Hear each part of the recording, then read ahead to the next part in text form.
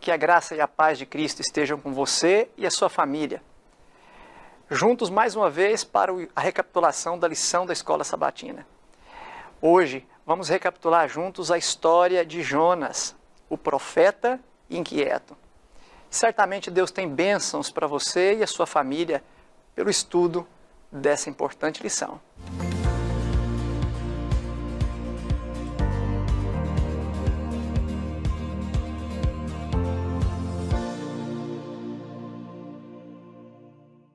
Mais uma bênção de Deus, podermos estar juntos hoje, recapitulando a lição da Escola Sabatina. Nesse trimestre temos estudado sobre o descanso em Cristo, descanso em Deus. Que bênção nós temos aprendido a cada semana, confiar mais e mais naquele que é a única fonte do verdadeiro descanso, o Senhor Jesus Cristo. Hoje nós vamos juntos recapitular a lição 12, o profeta inquieto. Você é bem-vindo para isso. Nós falamos aqui do Seminário Adventista Latino-Americano de Teologia, sediado no norte do Brasil, na nossa querida Faculdade Adventista da Amazônia. E nós temos aqui dois colegas que vão compartilhar conosco esses momentos aqui de reflexão. Pastor Everton Castro. Pastor, para aqueles que não te conhecem, por bondade, se apresente. Ok, pastor. Meu nome é Everton Castro. Eu sou pastor na igreja do campus da FAMA e também dou aula lá nos cursos superiores. E sou casado com a enfermeira Josiane, pai do pequeno André, que nasceu no início desse ano. Um abraço para o Andrezinho. Obrigado, pastor, por mais essa empreitada. Pastor Clodoaldo, tem estado conosco aí de forma colaborativa ao longo dessa jornada de lições, mas pode ser, pastor, que alguns que nos acompanham hoje não lhe conheçam. Poderia, então, se apresentar por bondade? Claro, pastor. Estamos aqui já gravando alguns programas, né?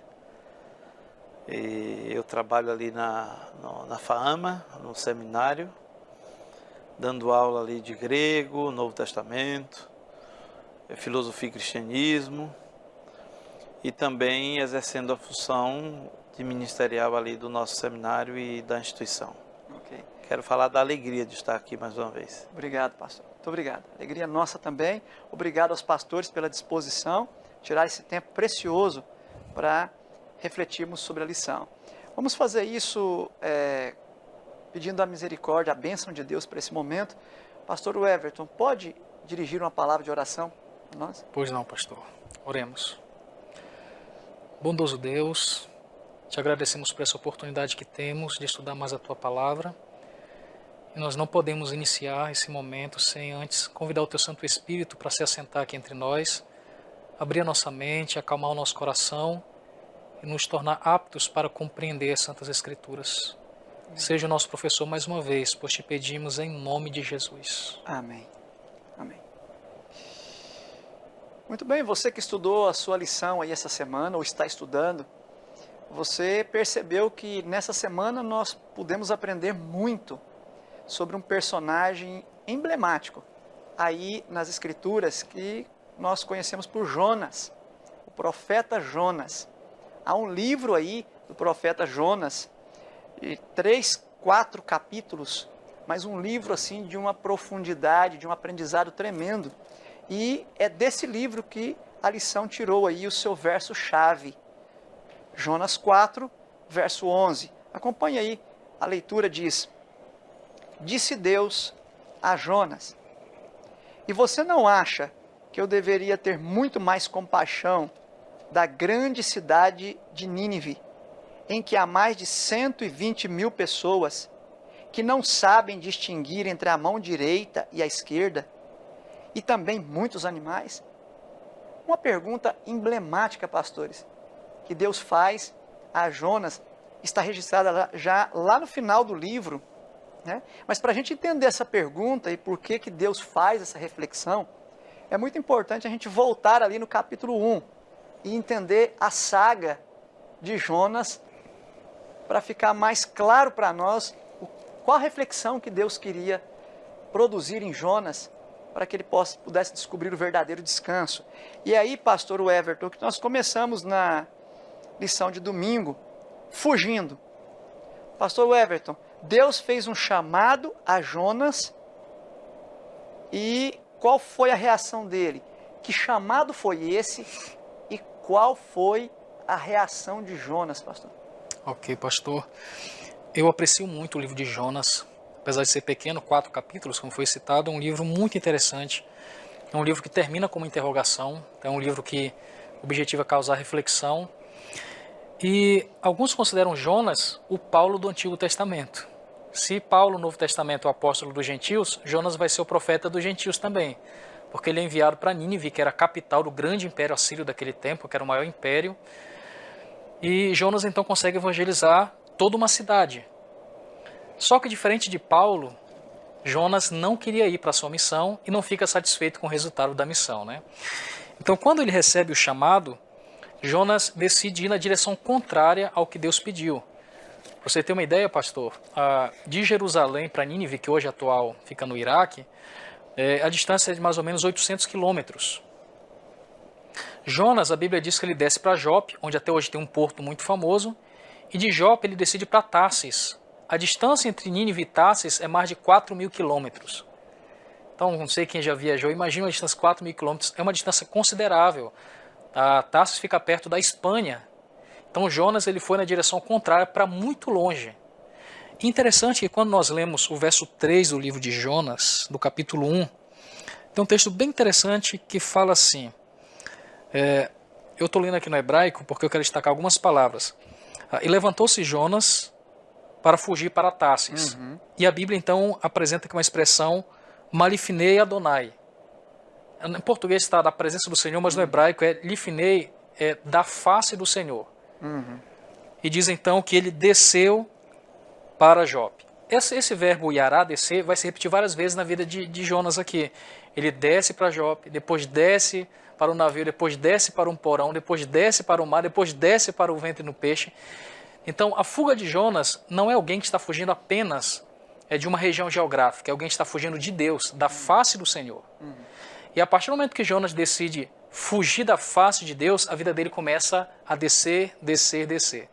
Tanto que a próxima vez que vai aparecer o verbo subir é quando a baleia vomita ele já na praia, né? Então nós temos aqui um profeta fugindo geograficamente de uma cidade, de Nínive, mas também um profeta fugindo da face, da presença do Senhor, recusando o chamado o qual ele havia recebido. Agora, muitas vezes, pastores, para nós parece fácil condenar a fuga de Jonas.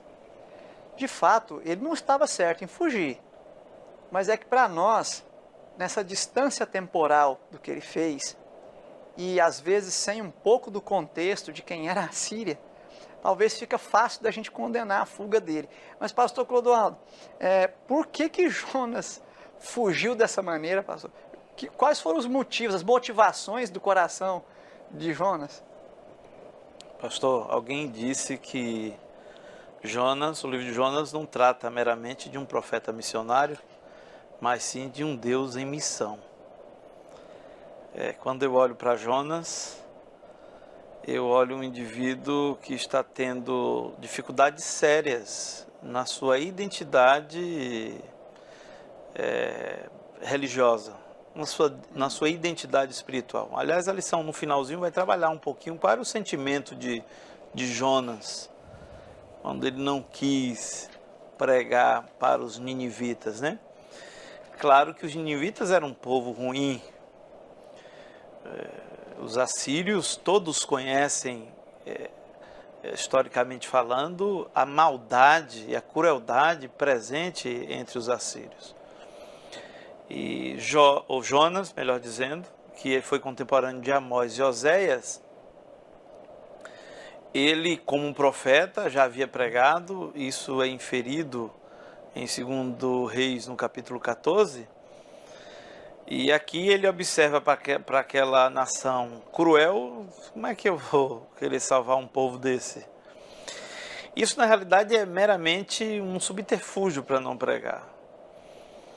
O que eu vejo é que ele tinha dificuldades tremendas em reconhecer o que Deus fez com ele ao longo da vida. Todas as pessoas que têm dificuldade em reconhecer os milagres de Deus em sua vida, de restauração, e e você mostrar para Deus, você apresentar a Deus como alguém, um pecador que precisa de perdão, ele vai ter dificuldade em levar esse perdão e essa mensagem a outras pessoas.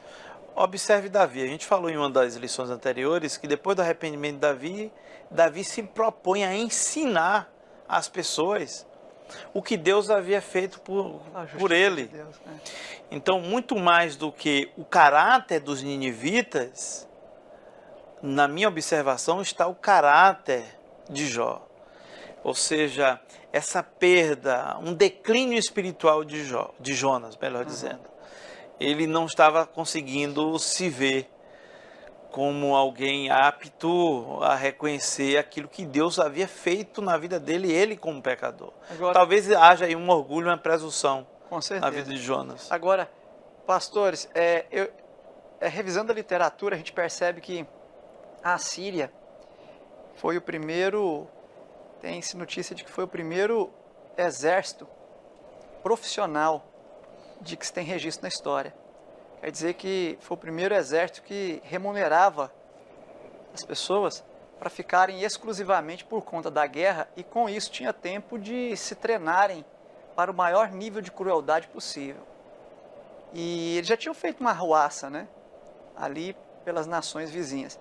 E uma lista aqui fala que os assírios faziam cerco prolongado, praticavam espancamento, estupros, empalamento, escravização, decapitação, exposição de cabeças, deportação, destruição de cidades, ridicularização dos derrotados, afronta religiosa, destruição total de lavouras e acabava com a cidade por onde eles passavam.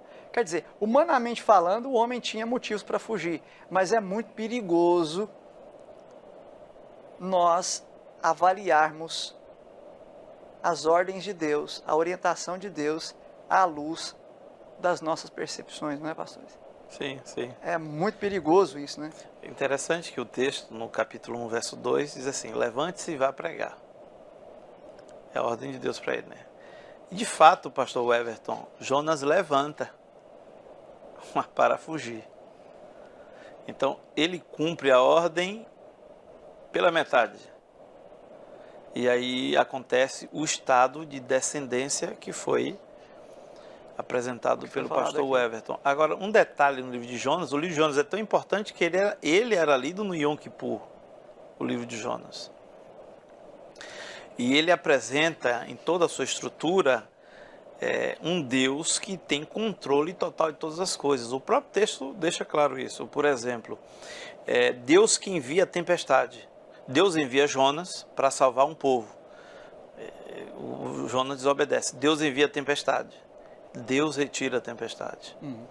Depois Deus envia o peixe. E a tradução melhor é Dag Katol, né? Um peixe grande. Mas Deus faz o peixe vomitar Jonas. Depois Deus faz uma planta crescer de forma miraculosa. Foi rápido o crescimento da planta. E depois Deus dá um jeito de um bichinho destruir aquela planta. Então Jonas, ele perdeu a percepção de que Deus tem controle total das coisas, inclusive da vida de cada um de nós. Ele tentou...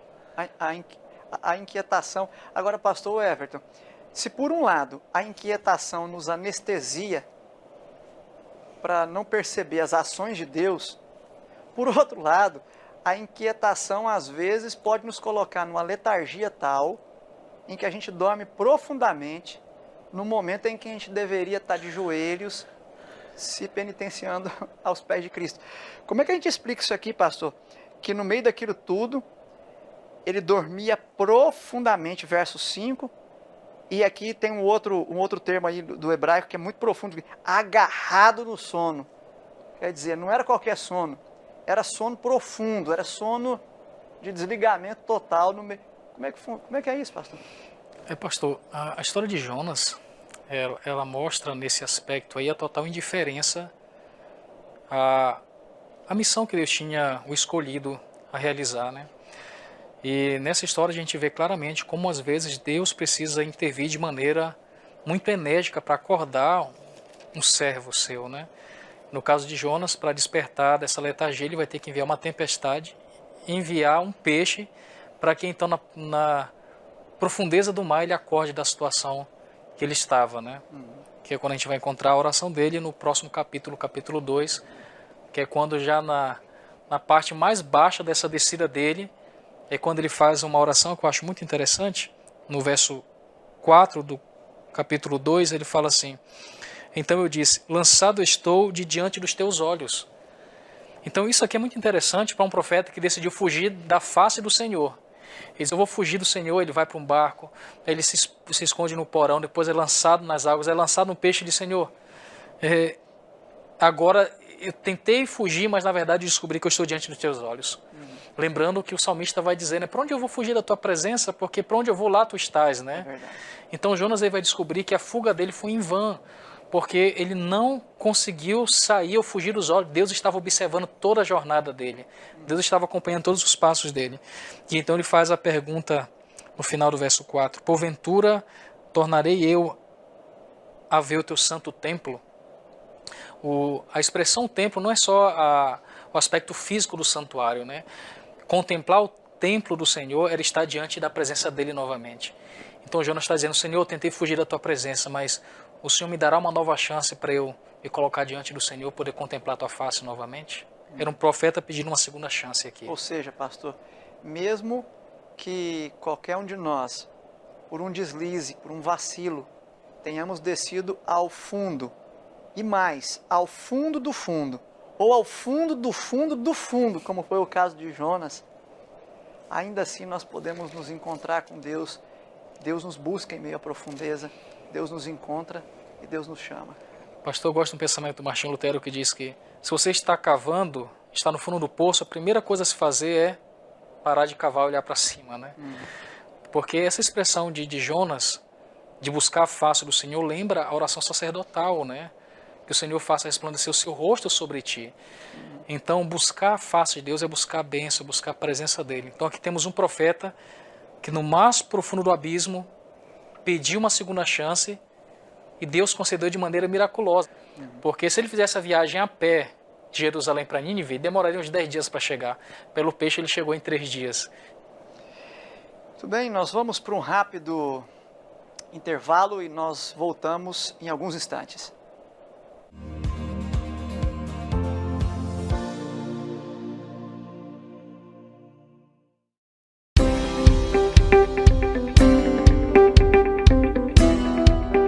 Essa é a Faculdade Adventista da Amazônia, a FAAMA, e dentro da FAAMA nasceu o Seminário Adventista Latino-Americano de Teologia, o SALT FAAMA. Inaugurado em 1º de fevereiro de 2010, no SALT nós temos gente cuidando de gente.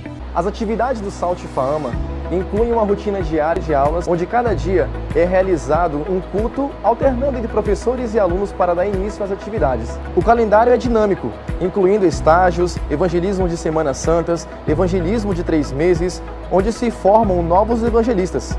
Semanas da biblioteca, semanas teológicas, onde em cada semestre um professor convidado aborda um tema importante da área de teologia, enriquecendo o currículo dos alunos. Os simpósios breves têm sido realizados na área de mordomia, discipulado e outras áreas. Outro evento importante realizado a cada ano é o Concílio do Teologando. A ideia é simples. A igreja vem uma vez por ano ao seminário apresentar o perfil do pastor adventista. O SALT também providencia atividades voltadas para a família do Teologando, como o Dia da Família e o Dia da Criança do Teologando. Um dos pontos altos da vida estudantil é a Semana de Oração, que ocorre em cada semestre na FAAMA. Alunos e familiares reúnem-se na igreja para adorar ao Senhor e renovar seus votos de consagração. Por isso, aqui, a gente cuidando de gente. Cada professor tem o seu grupo de alunos a quem deve visitar e orar. Há um espírito de gratidão no SALT FAAMA. Alunos que têm dado testemunho sobre como consideram a influência do SALT em suas vidas. Isso é gente cuidando de gente! Isso é SALT FAAMA!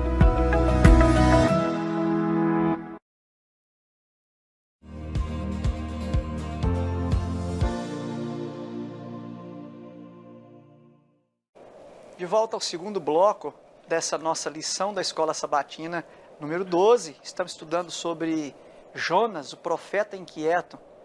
Preciosas lições sobre como encontrar o descanso e aprendendo isso com a emblemática história de Jonas.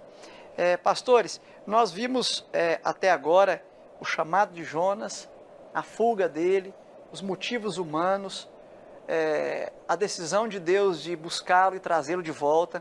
Pastor Clodoaldo, aí fala missão cumprida. Jonas, afinal de contas, foi e cumpriu a ordem de Deus, como Deus esperava que ela fosse cumprida, pastor? Há algo interessante aqui, pastor. No capítulo 1, verso 2, eu falei isso no bloco anterior, há um termo, um verbo, levante. Deus disse levante e pregue. Ele levanta e foge. Agora no capítulo 3 vem a mesma ordem. Levante e pregue. E ele se levanta e prega. No capítulo 1, quando ele se levanta e foge, o que é que esse profeta traz para as pessoas que estiveram ao redor dele na sua fuga? Desespero. Ao não levar a mensagem de Deus, o que um pregador semeia dentro da sua esfera de relacionamento é falta de esperança, desespero, é incredulidade. E foi exatamente o que aconteceu com aqueles homens que estavam dentro do navio. Agora no capítulo 3, ele levanta e prega. E o texto deixa claro que houve arrependimento. Então, quando se cumpre a vontade de Deus, quando se leva a palavra de Deus, o que acontece é conversão, é mudança de vida, é transformação de ser. Agora imagine um assírio com toda aquela cultura cruel que é conhecida, esses indivíduos sendo transformados pela mensagem de Deus. E um último ponto que eu quero destacar, o livro de Jonas começa com uma palavra do Senhor, né? Adonai, você vai encontrar esse termo Adonai várias vezes, e o termo Devá, palavra do Senhor.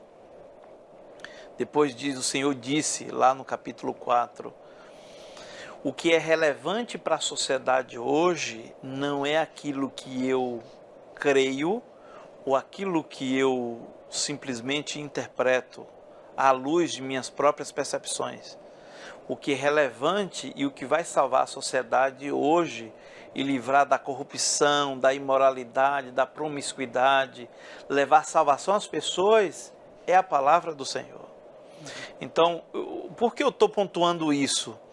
Porque nós temos visto muitos pseudo-cristãos com várias mensagens, com várias ideias, com as suas próprias filosofias, que poderíamos dizer que são filosofias vãs, como disse o apóstolo Paulo, com seus ensinos e com suas ideologias, tentando implementar isso nas igrejas e nas comunidades cristãs, como se fosse a palavra do Senhor. O que vai levar salvação ao povo é a palavra de Deus conforme ela está escrita. Não é o que eu acho, mas sim o que está escrito. Isso aí. Obrigado, pastor. É muito importante entender isso, pastor Everton. E quando a gente olha para essa lição, a gente vê que o Espírito Santo fez uma obra tremenda ali, porque o texto diz que houve no povo, o capítulo 3 aqui fala que os ninivitas creram em Deus, proclamaram jejum, vestiram um pano de saco, desde o maior até o menor, quer dizer, todos. E essa notícia chegou ao rei, e o rei ficou perturbado e fez o mesmo. Pastor, como é que fica isso? Parece que existe aqui uma teologia de arrependimento, né? Pastor, é muito interessante, quando a gente começa a ler o livro de Jonas, a gente imagina que o livro trata de um Deus querendo salvar apenas os ninivitas. Mas na verdade você vai entender que é um Deus querendo salvar primeiramente o mensageiro, que é o profeta, né? Quando você estuda aí o livro de Jonas, você percebe que o sermão dele foi muito curto, grosso, muito ausente da misericórdia de Deus, foi só vocês vão ser destruídos e pronto. E a obra maior foi feita por Deus, não pelo profeta, porque a mensagem em si ela era muito direta e Deus de fato faz toda essa mudança. E o que a gente percebe é que a nação ninivita, eles tiveram um verdadeiro arrependimento porque foi seguido por mudança de comportamento. Então, arrependimento não é quando você chora, é quando você muda. E houve mudança no povo. Amém. Agora, se você fizer um paralelo entre a mensagem que chegou nos ninivitas, que causou mudança no comportamento deles, e você olha agora para o profeta Jonas, que passou por toda essa situação que nós citamos anteriormente, mas você vê um homem que não mudou ainda. Os ninivitas, que antigamente já teriam talvez matado um israelita, não matam, escutam o profeta e agora mudam de vida. E agora você tem um profeta que ainda continua desejando a morte dos ninivitas. Então você tem aí dois paralelos. O mensageiro e os que recebem a mensagem. Uns se arrependem e mudam, e outro continua ainda com essa visão, desejando a morte do inimigo. E aí ficou uma lição profunda, né, nesse ponto aí, porque você percebe que Deus está querendo transformar, melhorar o homem, o mensageiro, na medida em que o envia. Então, o envio não é apenas para beneficiar quem vai receber a mensagem, mas é também para continuar trabalhando na vida daquele que é enviado. Isso fala muito para nós, né? Sem dúvida, pastor. Se você ler o livro, você vai perceber que os esforços de Deus são maiores para salvar Jonas do que Nínive. Embora Deus, claro que ele queria salvar Nínive, mas o foco do livro é um Deus tentando salvar o seu mensageiro. E isso fala muito forte, porque nós somos mensageiros, né? Você que está assistindo talvez seja um mensageiro, mas muitas vezes podemos estar trabalhando para Deus mais distante dele. Agora, amigos, é complicado entender aqui o que falou a lição de quarta-feira. Como pode um missionário bem-sucedido ficar bravo porque foi bem-sucedido? Como é que pode, pastor Clodoaldo? Ajuda a gente a entender isso aqui. Dois detalhes aqui que precisam ser colocados nessa pergunta. Primeiro detalhe é que essa ira de Jonas em relação ao arrependimento dos ninivitas, ela se dá depois que Jonas já tinha tido um encontro com Deus lá na profundidade, já tinha aberto o coração para Deus e tinha se acertado com Deus. Esse é um ponto. Mas o outro ponto é preocupado com o que ele estava, por que essa ira? E ele tinha motivo para essa preocupação, pastor? Nos ajuda a entender esses detalhes aí. A Bíblia tem muitos paradoxos, né? Algumas questões paradoxais. Um profeta que enfrenta centenas de profetas e depois foge pela ameaça de uma única mulher. Elias. Nós temos um indivíduo, um profeta, que a priori enfrenta toda uma corte, uma monarquia que queria se alinhar ao Egito, que foi o profeta Jeremias, e depois ele tem seus momentos de depressão e de tristeza, e todos conhecem, conhecido como profeta chorão. E aqui nós temos um profeta que deveria ser o receptáculo da mensagem do Senhor. O texto de Jonas começa de forma interessante. Palavra do Senhor que veio ao profeta Jonas. Dos 12 profetas, 7 começam assim os livros. E ninguém dá o que não tem, pastor. Quando o livro de Jonas é identificado como palavra do Senhor que veio para ele, é porque era para ele pegar essa palavra e levar para o povo. Tanto é que no capítulo 3, quando ele se levanta para pregar para os ninivitas, o texto que aparece lá, os termos segundo a palavra do Senhor. Ele levantou-se para pregar aos ninivitas segundo a palavra do Senhor. O que acontece com Jonas é exatamente o que acontece com muitos daqueles que que supostamente tiveram um encontro com Cristo. Geralmente nós somos intransigentes com quem nós não gostamos e indulgentes com as pessoas que são próximas a nós. É provável que ocorra isso também com Jonas, apesar de que eu dei uma explicação de que isso é apenas a ponta do iceberg. Eu imagino que Jonas, ele não conseguia enxergar ele como um pecador e que precisava da misericórdia de Deus e assim também ele transferia como é que os outros vão ter. Quando a gente se encontra com Deus, todo verdadeiro discípulo nasce no reino de Deus como um missionário. Se você não se identifica como um missionário, como alguém que tem que levar a mensagem, você não é um discípulo, você não se vê como um discípulo. Então eu imagino Jonas se pavimentando no caminho da presunção, do orgulho, e alguém que não se reconhecia diante do espelho como um profeta, como alguém que precisava levar a palavra do Senhor para uma nação realmente difícil. Interessante que no 4:11, quando Deus fala assim, ó, é tocante isso aqui, né? Quando Deus fala aqui no 4:11, não é eu de ter compaixão da grande cidade, que não sabem discernir. Esse discernir aqui lá no hebraico é o Yadá. Quer dizer, eles não têm nem entendimento e nem experiência com Deus. O entendimento e a experiência que Jonas tinha, eles não tinham. Então, como é que Deus não vai ter misericórdia deles, né? Parece que Deus está querendo aqui exatamente contrapor, mostrar para Jonas que ele tinha uma condição privilegiada, mas não estava fazendo conta do desprivilégio que eles ainda tinham, né? Porque eles não conheciam esse Deus como ele conhecia. Pastor, existe um livro intitulado Coisas que eu gostaria que Jesus não tivesse dito.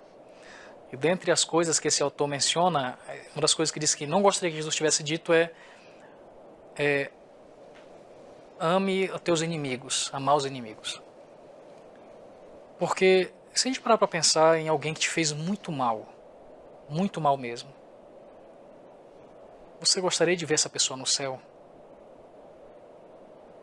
Então os ninivitas, que era a capital do Império Assírio, eles tinham feito muito mal para os amigos de Jonas, para os familiares de Jonas. Então ele tinha todos os motivos para não querer a salvação dos inimigos. Então o que nós vemos aqui é um profeta que não aprendeu a querer o bem de quem tinha feito mal para ele.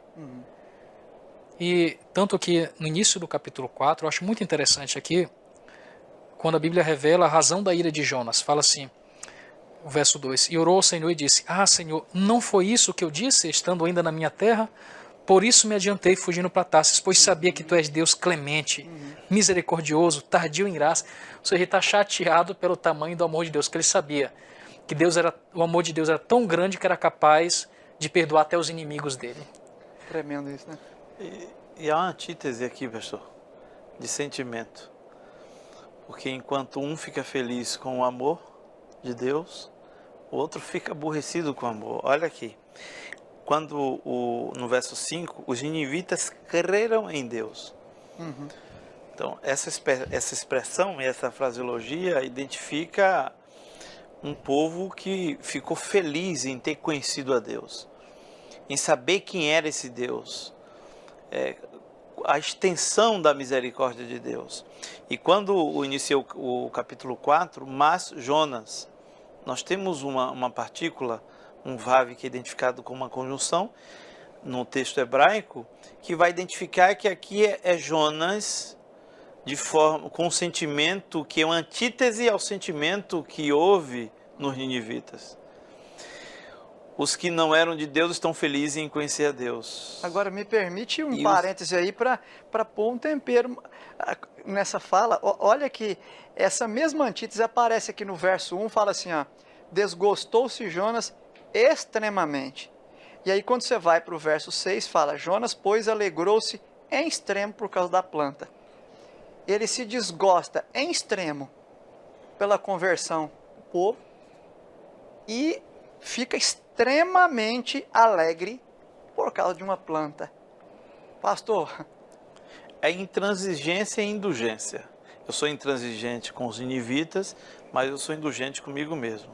Se for para o senhor ajudar ele, eu vou ficar aborrecido. Mas como o senhor está ajudando a mim agora, eu vou ficar feliz. Não tem um ditado que diz assim, Deus para si e diabo para os outros, ou para para todos, para as outras pessoas, mais ou menos o pensamento de Jonas. O que passava no coração de Jonas, eu fico feliz porque a Bíblia não encobre, e é um profeta, né? Um profeta. É totalmente diferente da realização e da felicidade daquele povo, que é, conforme a gente já disse, um povo que, se fosse perguntar para mim, para você, num tribunal, o que é que deveria fazer, deveria acabar. Quando a gente lê as entrelinhas de quem são os ninivitas, que eram os assírios, o que eles faziam, para a gente tinha que morrer todo mundo, se for perguntar a natureza humana de cada um de nós.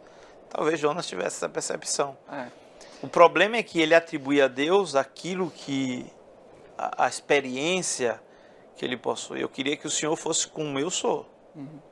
Pastor, E é o inverso, né? Nós temos que ser como Deus é. Pastor, me permita adicionar só um ponto que é muito interessante o pastor Clodoaldo está falando, porque existia um recurso didático entre os judeus chamado diatriba, que é ensinar através de perguntas, né? E na Bíblia tem muitas perguntas interessantes. Deus ensina através de perguntas, né? Desde a primeira pergunta no Éden, onde estás, né? No livro de Jonas, termina com uma pergunta, e no capítulo 4 ele faz uma pergunta muito significativa. Ele chama Jonas a racionalizar sua ira. Jonas, é razoável essa tua ira? Ou seja, tem sentido isso? Tem sentido. E como é que ele faz isso? Ele faz nascer uma plantinha, Jonas está debaixo da planta, contemplando a cidade para ver o que vai acontecer. De repente vem um verme, come a plantinha, e Jonas fica com compaixão da planta. E Deus então vai mostrar aqui que Jonas estava tão descompensado que ele estava amando mais coisas do que seres humanos. Deus fala, tem sentido você se preocupar com uma planta e não amar seres humanos? Então isso me lembra, hoje na nossa sociedade, do utilitarismo, do capitalismo, eu vi uma frase que dizia, ame pessoas, use coisas. Sim, sem dúvida. Porque às vezes é muito fácil invertermos e esquecermos que a coisa mais preciosa que existe nesse mundo, para Deus e para a igreja, deveria ser os seres humanos. Amém. Você percebe aí lições profundas desse livro, rico em apelos de Deus, para encontrarmos o verdadeiro descanso em Cristo. Eu penso, pastores, que nós estamos então prontos para fazer uma síntese, né, da lição dessa semana.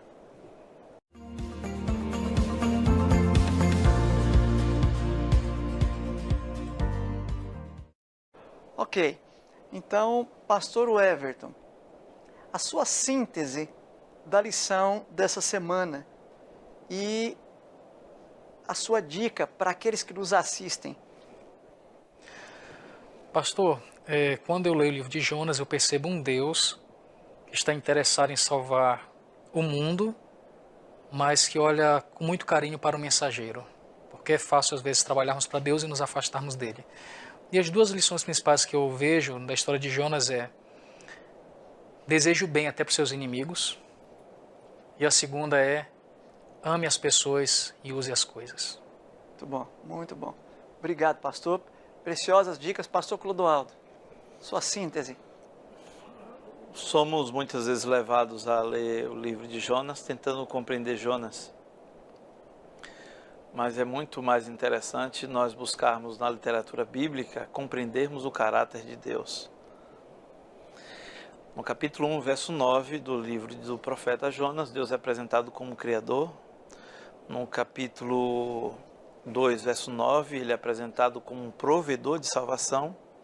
E no capítulo 4, no verso 2, ele é apresentado como misericordioso e compassivo. Então, é muito melhor eu visualizar Deus e tê-lo como alvo para a minha vida, pois é quem realmente nós precisamos, do que nós olharmos para o caráter instável do profeta Jonas. Porque se a gente for ver ao fundo, todos nós temos um pouquinho dele. E o que nós realmente precisamos é um pouquinho mais de Deus. Muito bom, pastor. Muito obrigado também. E veja, meu amigo e minha amiga que nos assiste, querido irmão e irmã, essa mensagem é para nós. Quantas vezes nós que já aceitamos a Cristo, já nos sentimos chamados a levar o Evangelho, às vezes nos vemos na mesma situação de Jonas. Às vezes temos uma ordem clara de Deus para ir numa direção e nós fugimos e corremos para outra. A fuga é sempre um sintoma de um problema maior e mais profundo, que é a nossa inquietação. E essa inquietação mostra a ausência de paz, de descanso em Cristo, descanso em Deus. Eu gostei muito de um texto da senhora White aqui, que foi transcrito aqui na parte de sexta-feira. Eu gostaria de ler com você, reler com você esse texto aqui na parte de sexta. Diz: na tarefa que lhe fora entregue, Jonas tinha recebido uma pesada responsabilidade. Contudo, aquele que o havia mandado ir estava apto a sustentar seu servo e garantir seu êxito. Se o profeta, agora olha que ponto profundo que a senhora White traz aqui. Abre o seu coração e deixa o Espírito Santo te impressionar com essa frase, ó.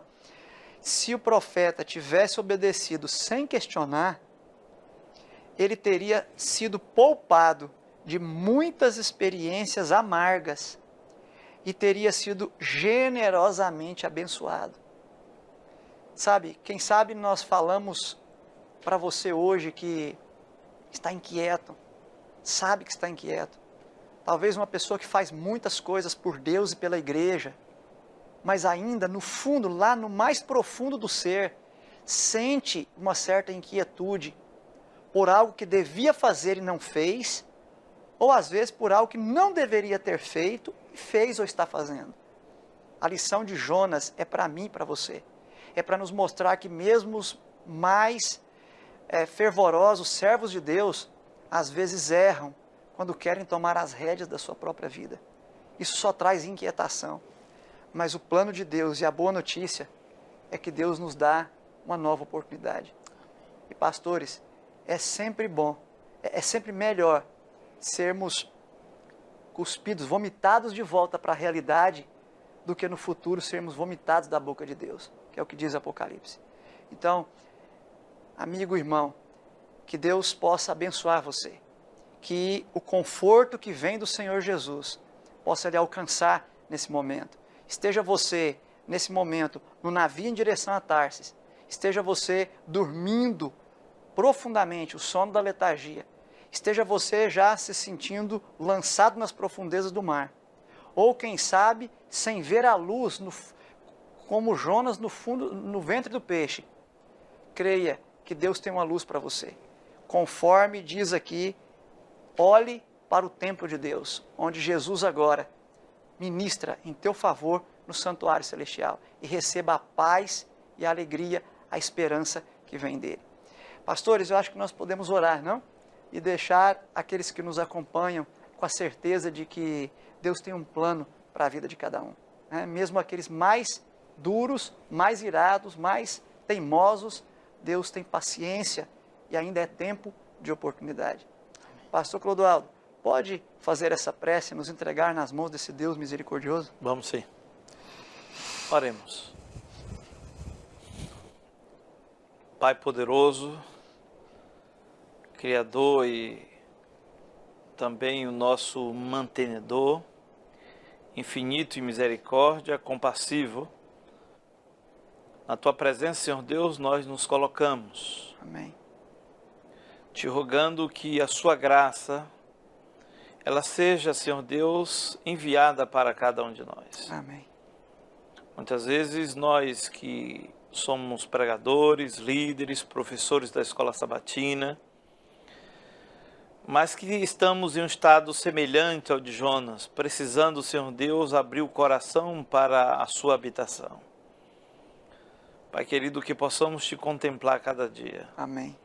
Que possamos entender que o Seu amor é inclusivo, o Seu amor é eterno. O Seu amor, Pai amado, busca resgatar os piores dos pecadores. Verdade, Senhor.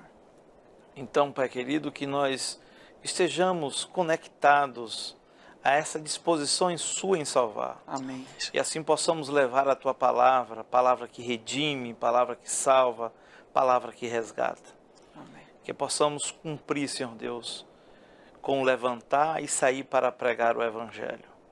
Que pessoas, assim como os ninivitas, possam crer em Tua palavra e crer no Senhor Deus. Amém, Senhor. Pai bondoso, nós Te rogamos, porque confiamos naquele que tem um controle de todas as coisas e de todo o universo. no Senhor nosso Deus e no Salvador Cristo Jesus. Amém. Amém. Amém, Senhor. Amém. Pastores, muito obrigado por essa gentil contribuição de vocês. Muito abençoado. E a você que nos acompanhou aí, o nosso muito obrigado também. É o nosso desejo que a graça e a paz de Cristo esteja com você e a sua família. Que você esteja conosco de volta no episódio da semana que vem e que tenha uma abençoada semana.